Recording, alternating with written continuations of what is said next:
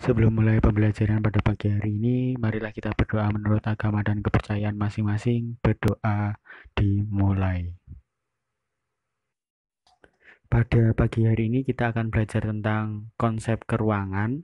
Kalian bisa menyimak dan membaca kompetensi dasar, memahami konsep ruang, di dalamnya ada lokasi, distribusi, potensi, iklim, bentuk muka bumi, geologis, flora dan fauna, dan interaksi antar ruang di Indonesia, serta pengaruhnya terhadap kehidupan manusia dalam aspek ekonomi, sosial, budaya, dan pendidikan. Nah, kita ini nanti belajarnya sebentar dulu, tidak terlalu panjang lebar, sedikit-sedikit yang penting kalian paham dan mengerti, nanti pembelajaran tetap akan terus disambung, maka dari itu silahkan perhatikan materi berikut.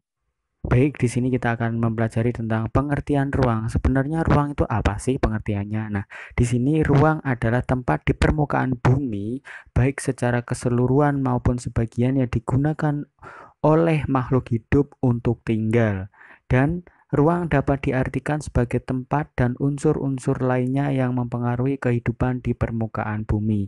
Jadi, kalau tidak ada ruang, tidak mungkin ada unsur-unsur kehidupan yang akan menjadikan ruang permukaan bumi sebagai tempat tinggal makhluk hidup. Jadi, kalian hidup di bumi ini adalah ruang dan tempat untuk kalian berinteraksi dan melakukan interaksi sesama makhluk hidup di ruang tempat tinggal kalian di permukaan bumi dan melakukan segala unsur kehidupan.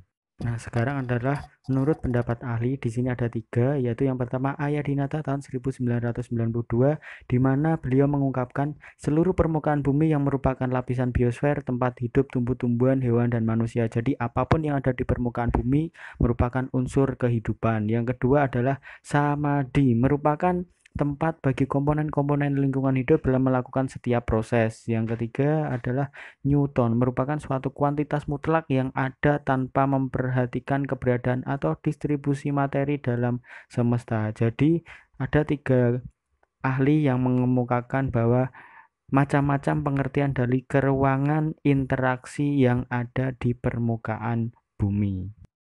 Ini yang terakhir ya, interaksi antar ruang, yaitu cara mengelola ruang-ruang berdasarkan potensi dan permasalahannya dan keterkaitan suatu ruang dengan ruang-ruang yang ada di sekitarnya, yaitu ada tiga, saling melengkapi, kesempatan antara, kemudian transfer.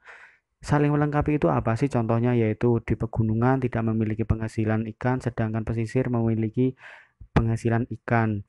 Nah, di pegunungan akan mengambil ikan dari pesisir, sedangkan pesisir akan mengambil eh, sayur-sayuran dari pegunungan. Lalu kesempatan antara ini hanya kesempatan sekali apabila memiliki jumlah kelebihan produksi. Lalu kemudian transfer ini adalah contohnya di pegunungan medannya terjal, mendaki, sedangkan di pesisir jalannya datar dan mudah dijangkau. Jadi ada kemudahan dalam melakukan distribusi sebuah barang guna mempercepat dan mengefisiensikan waktu dan biaya produksi. Bagi yang belum kenal saya, silakan dikepoin ya di Instagram di @artaf27 bagi yang pengen kenal dan yang pengen saja. Oke.